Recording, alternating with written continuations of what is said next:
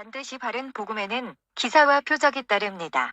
하나님이 우리를 통해서 삶 가운데서 역사하시는 방법은 우리의 입을 통해서 자신의 말씀을 드러내시는 것입니다. 예수님은 가서 가르치라고 말씀하셨습니다. 예수님은 우리에게 그의 말씀을 가르치라고 명하셨습니다. 그것이 하나님이 자신의 말씀을 통해서 우리 안에서 우리를 통해 역사하시는 방법입니다. 우리는 말씀을 나르는 운반자입니다. 우리가 말씀을 나르지 않고 전달하지 않으면 우리는 예수님께 불순종하고 있는 것입니다.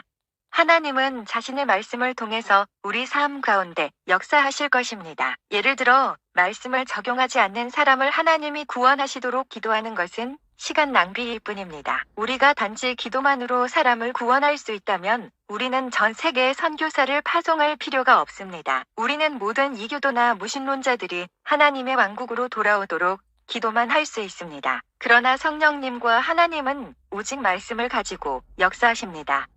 제자들이 하나님의 말씀을 전할 때 하나님은 무엇을 하셨습니까? 하나님께서 그의 말씀을 확증하셨습니다. 하나님은 제자들이 말씀을 전할 때까지 일을 하시지 않았습니다.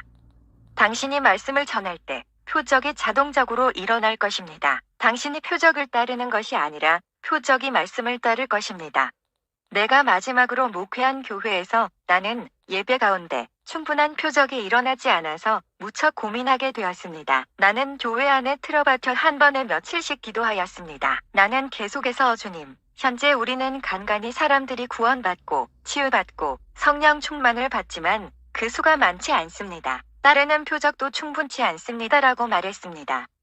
마침내 주님께서 놀라운 말씀을 하셨습니다. 너는 나에게 표적과 함께 나의 말씀을 확정해달라고 기도할 필요가 없다. 너는 내가 나의 말씀을 확증하고 그리고 표적에 따라 일어나도록 기도하고 있다. 너나 내가 해야 할 일은 말씀을 전하는 것이고 확증은 내가 할 것이다. 내가 말씀을 전한다면 표적이 따를 것이다. 만일 표적이 따르지 않는다면 너는 말씀을 전하고 있지 않는 것이다. 내가 말하고 싶은 것은 주님의 말씀이 나를 놀라게 했다는 것입니다. 나는 모욕감을 약간 느꼈습니다. 나는 주님도 아시다시피 나는 말씀에 대해서 항상 얘기해 왔습니다. 이유가 무엇입니까? 라고 말했습니다. 당신이 항상 말씀을 얘기한다고 생각할 수 있습니다. 그러나 알다시피 당신은 정말로 말씀을 전하고 있지 않을 수도 있습니다. 주님이 나에게 말씀하셨습니다. 내가 전하는 말을 점검해봐라. 말씀을 전하는 것을 주에 깊게 살펴봤습니다. 당신도 한번 살펴보십시오. 나는 내가 전하는 것을 점검하기 시작했습니다. 그러자 놀랍게도 나는 60%는 말씀을, 30%는 전통을, 10%는 불신앙을 전하고 있다는 것을 알았습니다. 그러한 설교를 할 때 대부분 어떤 일이 일어나는지 아십니까? 사람들은 말씀보다 전통과 불신앙을 더 빨리 듣게 된다는 것입니다. 나는 나의 설교를 바꾸기 시작했습니다. 정직히 말하자면 설교를 바꾸는 데 꽤 시간이 걸렸습니다.